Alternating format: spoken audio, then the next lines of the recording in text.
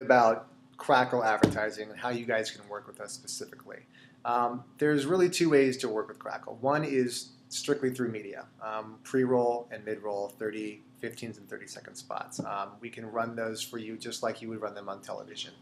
Um, and we run those within our movies and within our TV shows, within our originals. And as we talked about before, the performance metrics are fantastic.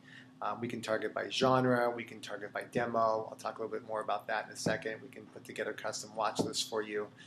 So media on one side. The other way we can work with you is in our original programming. So associating your brands with the biggest stars and talent in the industry as we make shows like Comedians in Cars Getting Coffee or The Art of More or Chosen, and I'll talk more about those in a little bit. Some of those originals, we'll look at some trailers.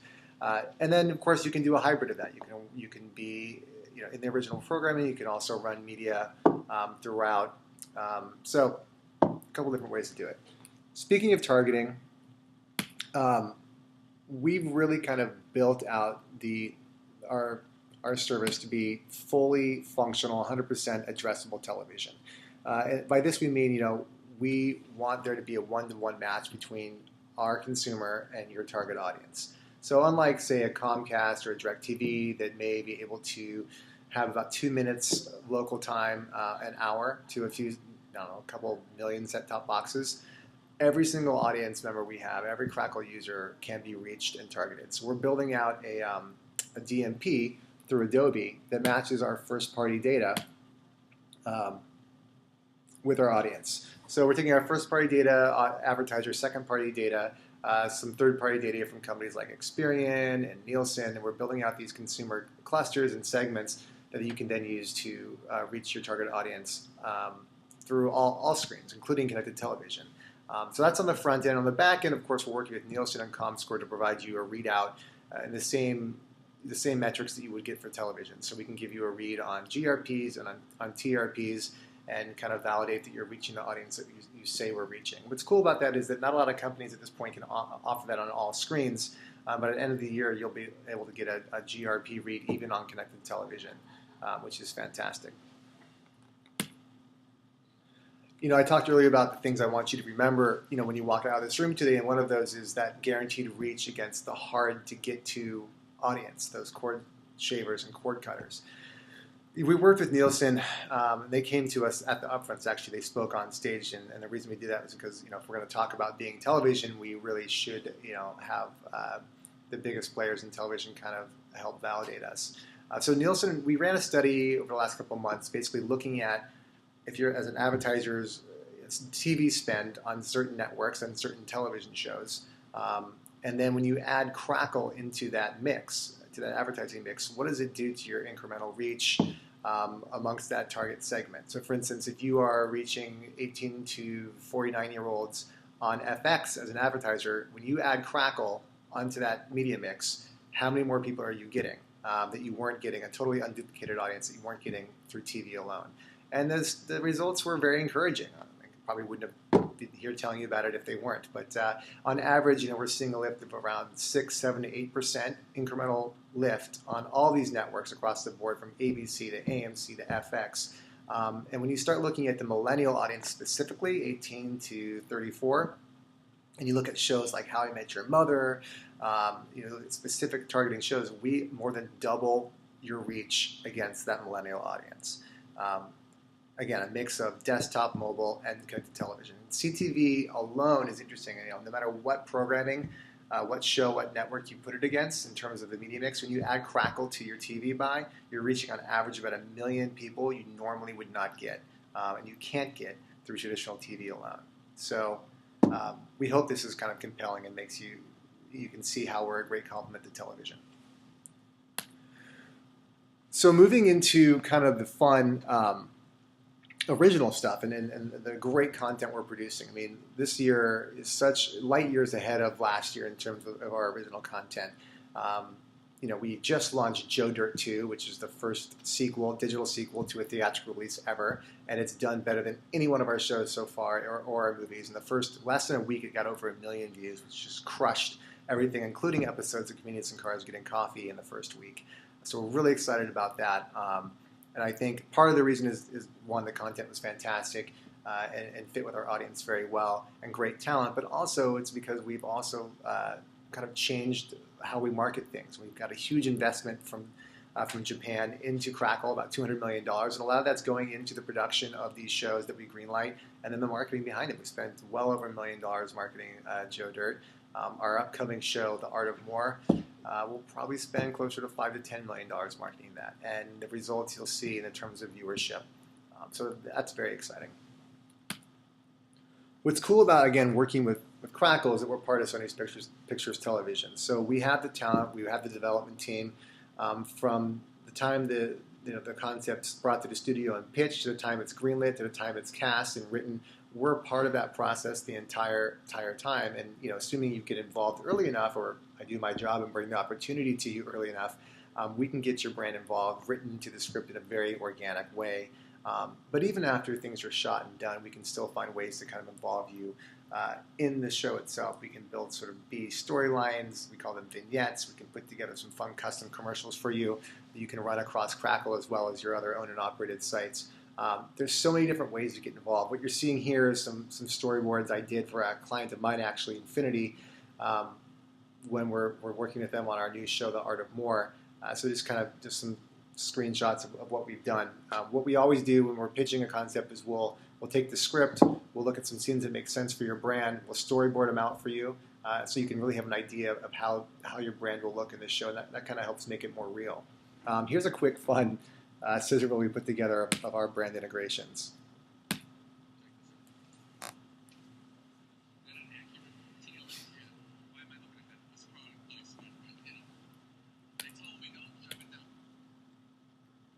So yeah, a lot of that was from Comedians in Cars Getting Coffee. It's our probably most popular show, nominated for Emmys, of course, Jerry Seinfeld, and it kind of put us on the map. And for a long time, it's been our most popular show.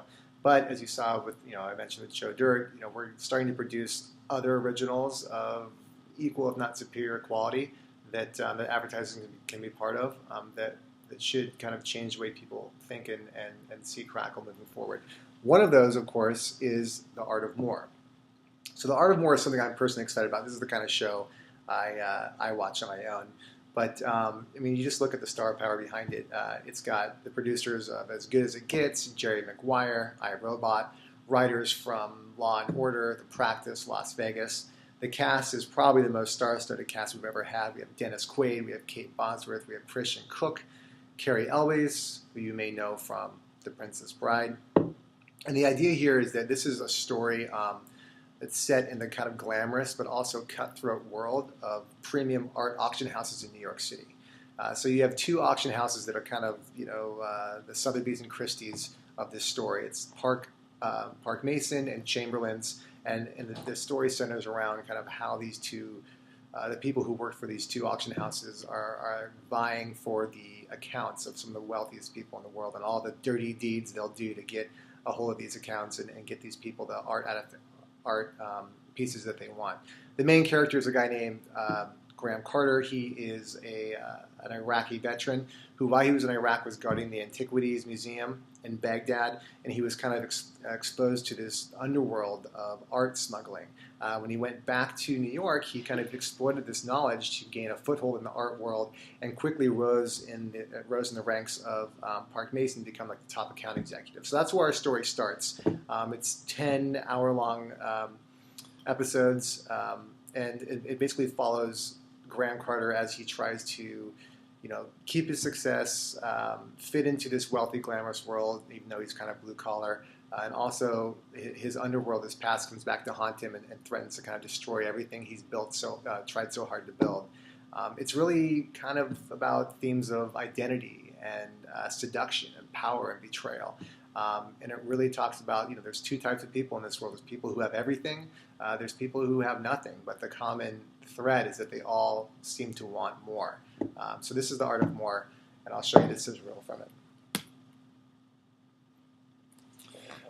Switching gears a little bit from super intense thriller drama to comedy is our show called Super Mansion. So this is a series. It's 13 episodes, half an hour each. It's brought to you by the guys who did Robot Chicken, so Seth Green and his company, Stupid Buddies. It's headlined by, again, maybe I misspoke when I said The Art of More had the biggest stars. You know, here we have Bryan Cranston, Seth Green, Keegan-Michael Key, Jillian Bell, Chris Pine's in it.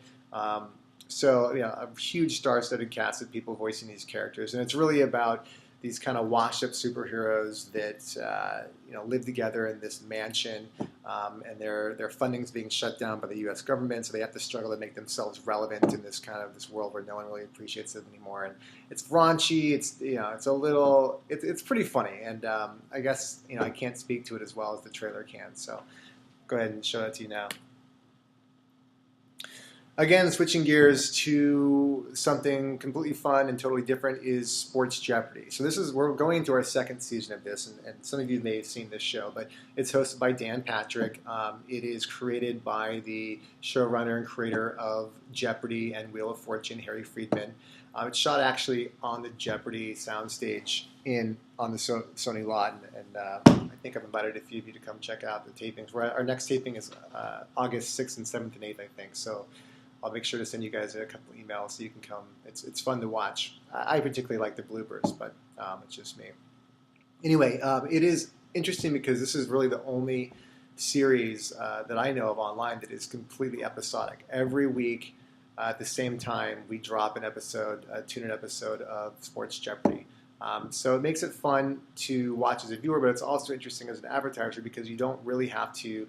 You know, it's kind of an evergreen product. So whenever your media campaign starts, there's probably a way to get involved in Sports Jeopardy. You know, we do a lot of things in-show integrations. We do digital inserts on the podiums. We also do some custom video content using clues and Dan Patrick as well. So this is an interesting thing to kind of get involved in, and I'd love to talk to you more about it. We talked about Joe Dirt already. It launched 2 weeks ago, or a week ago, and has already become the most popular series we've ever done. Dead Rising was a show that was previous to Joe Dirt, was our most popular launch. It's based off of Desperate Housewives. No, just kidding. It's based off of a very popular video game from Xbox and Capcom called Dead Rising. What's kind of cool about this is it shows how we've taken some of our data and looked at what our audience loves. They love video games. That's one of the things that rechargers love. And this had a built-in audience. You know, the Dead Rising series has about 5 million people who bought the game. So we knew these fans would really kind of latch onto and love this show, and they did. The cast is great too, with Jesse Metcalf as well as others. And did so well that we've actually greenlit it for a second. This is a movie, actually, a 90-minute feature, and we greenlit it for a sequel for next year. Chosen is one of our first kind of big series. It's become one of our most popular series for the last couple of years. We've done 3 so far. They've been half-an-hour episodes, but we've greenlit this for next year. We announced this at our front for a 10-by-1 hour drama. It's got some great actors in it.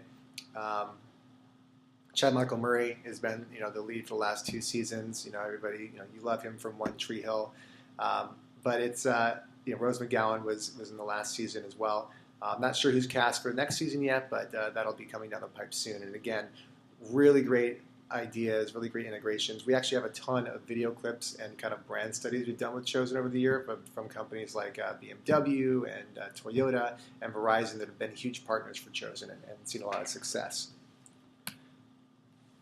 And then finally, Capo. So Capo is set to launch next spring. It's really about, it's kind of about the startup world. Actually, we've renamed it recently to Startup, I think, the latest I've heard. This kind of happens when things are far out. We're still pitching writers. We're getting stories kind of ironed out. But the concept is there, and the idea is that Nick Capelli is the main character. He's the son of a dead mob boss. He's an ex-convict, and he comes out and he decides he wants to kind of get together with some friends of his and start up this awesome, startup company, internet company. But it's funded by some kind of questionable people. It's not always operating on the right side of the law. And of course, you can imagine the kind of thrills that happen and kind of conflict and as they get sucked into this kind of underworld and the implications there. So we don't know too much about it yet, but it's going to be, again, very highly produced. It's set in Miami, so a lot of fun in that respect. And as we learn more, we'll definitely talk to you about it. So that's kind of the whole kit and caboodle. We'll talk a little bit later. I think I'm coming in next week actually to give you guys a demo of PlayStation and PlayStation View. But looking at all together, at how Crackle and PlayStation View can offer you, we're looking at over 80 million people, entertainment fans that have access to streaming video a month. And that's what Sony can offer you. And Crackle is a big portion of that. So hopefully this was helpful today. I look forward to working with you all for the next few months. Thank you.